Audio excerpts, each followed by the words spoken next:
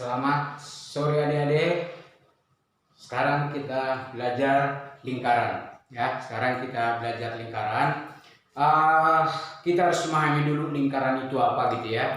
Lingkaran itu adalah garis ya, kumpulan dari titik-titik yang melengkung yang mempunyai jarak yang sama dengan satu titik yang disebut dengan titik pusat. Jadi di sini ya mempunyai jarak yang sama ke titik pusat gitu ya. Ini mempunyai jarak yang sama ke titik pusat gitu ya. Ini titik pusatnya. Jadi semua titik yang di sini itu ya adalah mempunyai jarak yang sama ke titik pusat, dan jaraknya itu yang kita sebut dengan jari-jari ya, yang kita sebut dengan jari-jari. Kemudian apabila dari satu titik ya ke titik yang lain ditarik garis dan melalui titik pusat, maka itu yang kita sebut dengan diameter ya, itu yang disebut dengan diameter. Jadi dari titik ini ditarik garis ke titik ini melalui titik pusat, misalnya ini kita sebut dengan titik A, ini titik B. Jadi garis AB melalui titik pusat gitu ya, garis AB melalui titik pusat, maka inilah yang disebut dengan diameter. Berarti dari sini bisa kita lihat diameter itu sama dengan 2 kali jari-jari gitu ya. Berarti diameter itu sama dengan 2 kali jari-jari, karena kita tadi tahu bahwa jari-jari itu adalah jarak titik pusat ke titik yang ada di lingkaran itu ya. Dari sini ke sini R, dari sini R, berarti diameter itu sama dengan 2R. Oke. Adik-adik, di sini ada beberapa unsur ya, beberapa unsur yang kita harus tahu di lingkaran tersebut ya. Apa aja unsur-unsur yang ada di lingkaran tersebut ya? Unsur-unsur dalam lingkaran. Ini harus dipahami dulu ya, dalam lingkaran. Oke. Di sini nanti kita mengenal ada busur ya. Ada namanya busur. Busur ini adalah ya dua buah titik di dalam dua buah titik pada garis lingkarannya. Misalnya di sini A, kemudian di sini saya buat C. Berarti inilah busur AC gitu ya. Berarti dari sini adalah busur AC, kemudian ini juga menjadi busur BC, ini busur AB. Jadi semua yang ada di sini ya, di garis lingkaran ini itu disebut dengan busur. Kalau ada busur berarti ada tali busur. Tali busur itu yang mana ya? Ini tadi busurnya itu adalah busur AC contohnya gitu ya. Kalau tali busur yang mana? Coba tali busur.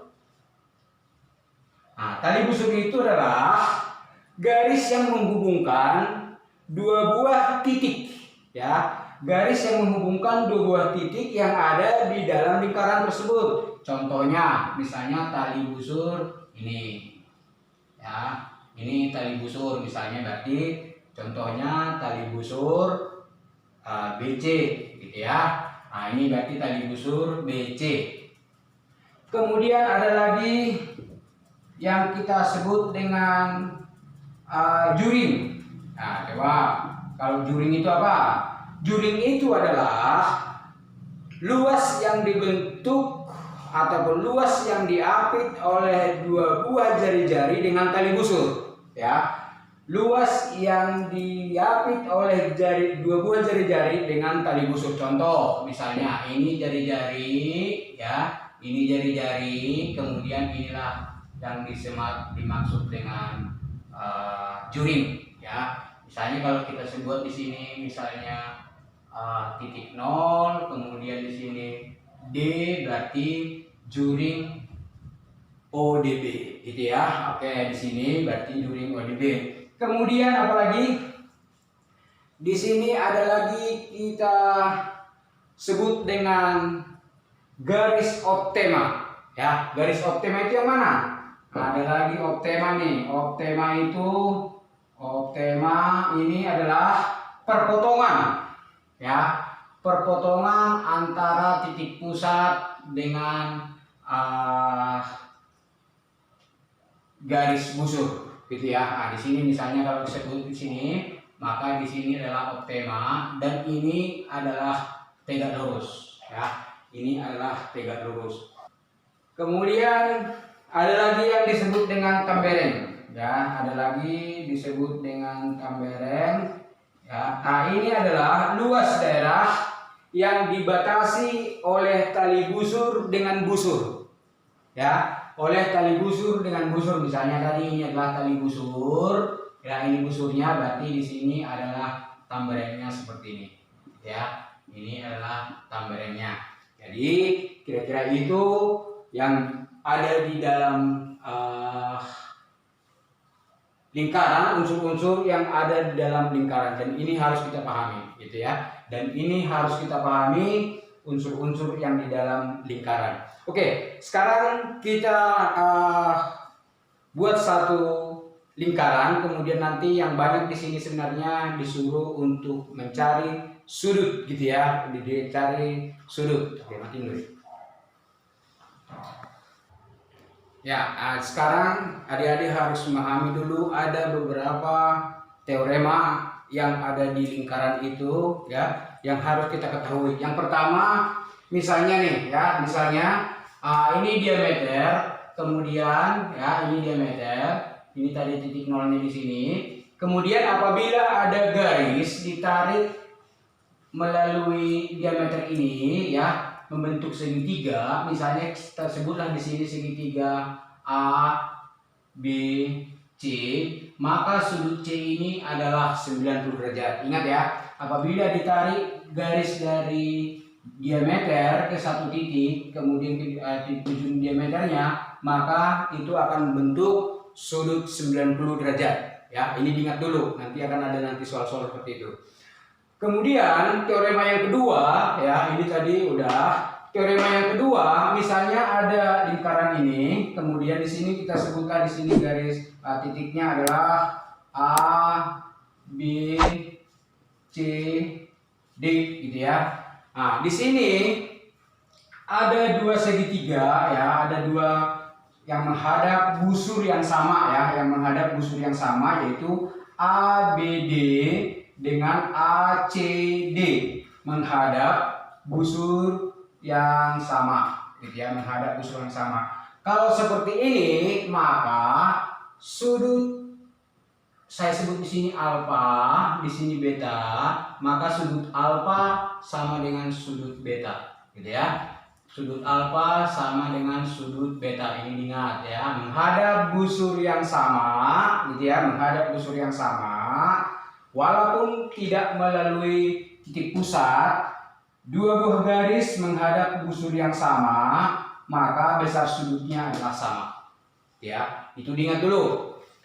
Oke, kemudian yang ketiga, garis singgung. Ya, garis singgung kalau ditarik dari titik pusat, maka dia akan membentuk sudut 90 derajat, gitu ya. Garis singgung dengan jari-jari, apabila ditarik garisnya maka akan membentuk sudut 90 derajat. Oke. Kemudian yang keempat, gitu ya, yang keempat. Di sini kita lihat garis singgung, ya, garis singgung. Sini garis singgung lingkaran dari sini ke sini, kemudian di dalamnya misalnya kita sebut ada segitiga, kemudian salah satunya menyinggung ya, menyinggung dengan garis singgung salah satu titiknya gitu ya. Maka besar sudutnya adalah ya, besar sudut ini ya, di sini saya buat alfa ya, di sini saya buat alfa karena ini menghadap busur yang ini ya, menghadap busur yang ini, dan ini adalah garis singgung, maka besar sudutnya ini sama dengan besar sudutnya ini. Ingat ya, ini berarti ini, kalau ini saya sebut beta, berarti alfa sama dengan beta. Oke, gitu ya. Kemudian berarti besar sudutnya ini ya, ini saya buat misalnya theta ya, ini sudut theta, maka ini akan sama dengan sudut ini ya, maka dia akan sama dengan sudut yang dibentuk Di sini saya buka misalnya di sini dulu gamma ya. Berarti di sini theta sama dengan gamma. Ya. Oke. Nah, di sini ini diingat dulu nih, ya. Apabila ada garis singgung, ya, garis singgung dan di dalamnya ada segitiga dan salah satu titiknya menyinggung, ya, berarti sudut yang di sini akan sama dengan sudut yang di sini yang dibentuk oleh garis singgung dengan garisnya, ya. Alfa sama dengan beta. Sudut ini akan sama dengan ini, ya. Theta sama dengan gamma. Oke.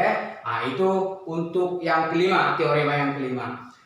Teorema yang berikutnya adalah misalnya saya sebutkan di sini A, di sini B, di sini C, di sini D, maka sudut, ya, jumlah sudut yang berhadapan gitu ya, A dan C, B dan D, jumlahnya adalah 180 derajat. Di sini A ditambah C sama dengan 180 derajat, kemudian B ditambah D sama dengan 180 derajat. Oke, sampai di sini. Jadi adik-adik harus hafalin dulu. Ini tadi apabila dua buah garis dihubungkan ke satu titik dan di ujung daripada diameternya, maka akan terbentuk sudut 90 derajat. Dan ini apabila menghadap busur yang sama, maka besar sudutnya sama. Kalau ini sudut yang dibentuk dengan jari-jari dengan garis singgung adalah 90 derajat, dan ini adalah segitiga yang di dalam lingkaran menyinggung dengan garis singgung, maka besar sudut tiganya bisa kita lihat di sini. Besar ini sama dengan besar yang ini, ya. Besar ini sama dengan besar. Kenapa? Karena ini menghadap sambaran yang sama, ya. Ini adalah menghadap sambaran yang sama, maka ini sambaran yang sama, maka sudutnya adalah sama. Nah, itu ingat nih. Ya, ingat. Dan terakhir adalah jumlah sudut yang berhadapan, ya. Persegi yang di dalam lingkaran, jumlah sudut yang berhadapan jumlahnya adalah 180 derajat. A ditambah C sama dengan 180, B ditambah D sama dengan 180. Sekarang kita masuk ke contoh soal. Ya, adik-adik, tadi kita udah belajar teoremanya, sekarang kita buat contohnya ya, supaya lebih kita memahami teorema yang telah kita buat. Nah, di sini sudut PTR, berarti kita lihat sudut PTR, berarti sudut yang ini, ya. Kalau kita lihat ini adalah menghadap busur yang ini. Ya, menghadap busur yang ini. Maka dengan sendirinya garis singgung, ya, dia akan sama besar sudutnya dengan yang ini. Ya, dia akan sama besar sudutnya dengan yang ini. Berarti di sini adalah 46 derajat. Gitu ya. Nah, di sini sama dengan 46 derajat. Oke. Kemudian yang berikutnya adalah sudut TPR, ya. TPR. Oke. Nah, di sini ya kita mengetahui bahwa yang terbentuk di sini adalah segitiga, gitu ya, segitiga. Maka jumlah sudut segitiganya berarti 180. Kita cari dulu yang ini, ya, kita cari dulu yang ini. Maka nanti ini kita dapat, gitu ya. Maka ini kita dapat dan ini sekaligus kita dapat. Caranya gimana? Berarti sudut ini adalah 180 dikurang 46 dikurang 32, ya. Ini sama dengan berapa? Ini 180 berarti dikurang 78, gitu ya. 78. Kemudian di sini berarti hasilnya adalah 102, gitu ya. Berarti besar sudutnya ini adalah 102. Oke. Besar sudutnya ini 102, berarti ini tinggal berapa sudutnya? Nah, berarti di sini sudutnya adalah 78. Gitu ya. Sudutnya adalah 78. Dengan sendirinya kita bisa mengetahui sudut TPR, yaitu 180 berarti dikurang 46 dikurang 78. Gitu ya. Ini tadi udah dapat, kita hapus, ya. Oke. Kemudian 180 dikurang 46 dikurang 78. Berarti hasilnya adalah 124 gitu ya. Berarti sama dengan 180 dikurang 124. Ini hasilnya adalah 56 ya. Berarti besar sudutnya ini ya, besar sudutnya ini adalah 56 ya. Berarti sama dengan 56. Oke. Kemudian yang terakhir, besar sudut TSR. TSR. Nah, ini balik lagi kita ke ketentuan teorema yang kita pelajari, bahwasanya sudut yang sehadap gitu ya dalam lingkaran, maka jumlah sudutnya adalah 180 derajat. Berarti di sini adalah 180 dikurang 56 gitu ya. Berarti sama dengan 124. Nah, jadi sudutnya ini adalah 124. Gampang bukan? Bersama isi Mat Channel. Jangan kemana-mana, kita lanjutkan nanti satu lagi soal. Nah, sekarang kita lanjutkan dengan soal yang kedua ya. Mudah-mudahan soal yang kedua ini membuat adik-adik lebih memahami, lebih mengingat teorema yang telah kita pelajari. Sekarang di sini ada lingkaran ya, ada lingkaran, kemudian ada dalam segitiga ABC, kemudian ada garis singgung ya, garis singgung yaitu garis DE ya yang menyinggung di titik C. Kemudian besar sudut ACE ya, ACE itu 48, BCO sama dengan 26, BCO adalah 26. Hanya itu yang diketahui. Yang ditanya adalah berapa besar sudut ABC ya, besar sudut ABC. ABC. Oke. Nah, dari sini kita melihat dulu sudut ABC. Berarti yang di hadapan sudut B adalah busur yang ini ya, yang ini busur yang ini. Ingat, ini menyinggung, garis singgung, berarti besar sudutnya ini sama dengan besar sudutnya ini. Ingat ya, besar sudutnya adalah sama dengan yang ini. Berarti ini adalah 48. Oke, nah 1 dapat 48. Jadi hanya mengingat teorema itu ya.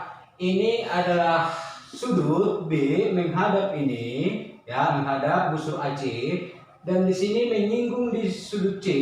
Berarti besar sudutnya ini sama dengan besar sudut ini. Oke, itu ingat satu. Yang kedua, besar sudut AOC ya. Besar sudut AOC. Oke, besar sudutnya ini. Ingat, besar sudutnya adalah teorema tadi ada besar sudutnya ini 2 kali besar sudut daripada sudut kelilingnya ya, 2 kali besar sudut kelilingnya. Berarti 2 dikali 48 sama dengan 96. Sekarang kita mencari sudut yang berikutnya. Di sini ada sudut BCD. Kita ingat adalah ini adalah jari-jari ya, ini adalah jari-jari, ini adalah garis singgung, maka pasti di sini adalah tegak lurus. Ya, ingat itu teoremanya tadi.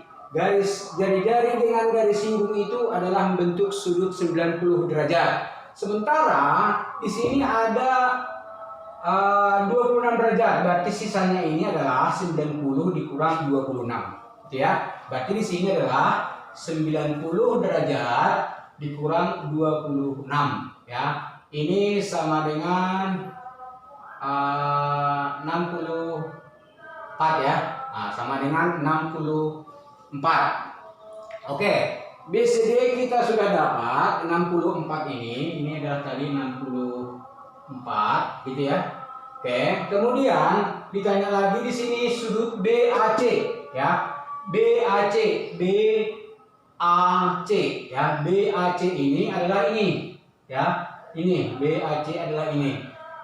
Nah, ingat sudut ya segitiga adalah 180 derajat. Berarti ini ditambah ini ya, ditambah ini ya, ditambah ini ya adalah 180 derajat. Tapi ini kita belum tahu nih. Kita cari dulu nih ya. Yang kita cari dulu adalah ini. Ini adalah 90 gitu ya. Ini adalah 90 karena ini adalah garis lurus pelurus, ini 48, berarti ini bisa kita cari ya. Berarti sudut ini ya, sudut ACA ya, ACA kita cari dulu ya, berarti 180 dikurang 80 ya, 180 kita kurang nih. Dikurangnya apa? Ini 90 dan 48 ini. Ya, karena inilah 180 ya. Berarti di sini kurang 90 dikurang 48. Sama dengan 180 dikurang 138. Sama dengan 42 gitu ya. Oke, 42. Nah, jadi besar sudut ini adalah 42. Berarti BCA-nya 42 ditambah 26. Nah, berarti 68. Oke, berarti 68.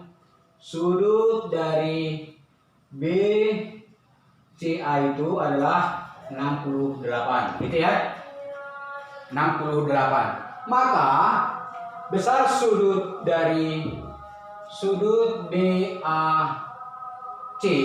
sama dengan ya 180 dikurang 48 dikurang 68 ya. Oke, itu berarti 180 dikurang 116 ya, 116 ini sama dengan 64 gitu ya, sama dengan 64. Berarti besar sudut ini adalah 64 gitu ya.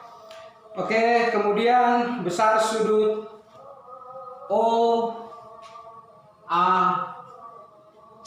ya. Besar sudut OAC berarti sudut ini ya. Besar sudut ini berapa kira-kira ya? OAC itu kita ngambilnya ya. Ini cukup gampang ya. Ini cukup gampang. Kalau kita lihat tadi sudutnya ini berapa ini? Sudutnya inilah 96. Ingat, ini adalah segitiga sama kaki, ya. Ini adalah segitiga sama kaki. Berarti besar sudutnya ini sama dengan besar sudut ini. Ya, besar sudutnya ini sama dengan besar sudutnya itu. Yang paling gampang, ya, yang paling gampang adalah jumlah sudut segitiga siku-siku itu kita kurangkan dengan sudut yang sudah diketahui. Karena ini adalah sama kaki, berarti besar sudut ini sama dengan ini. Kita kurangkan terus dibagi 2. Berarti 180 dikurang 96 berarti 84 itu ya. Berarti 84 dibagi 2. Nah, ini berarti sama dengan 42. Berarti besar sudutnya ini adalah 42 dan ini juga 42. Gitu ya. Oke, berarti sudutnya adalah 42. Kamu kan harus berlatih bersama Ismat Channel. Jangan kemana-mana, tetap subscribe. Semoga untuk video-video berikutnya akan bermanfaat bagi Anda.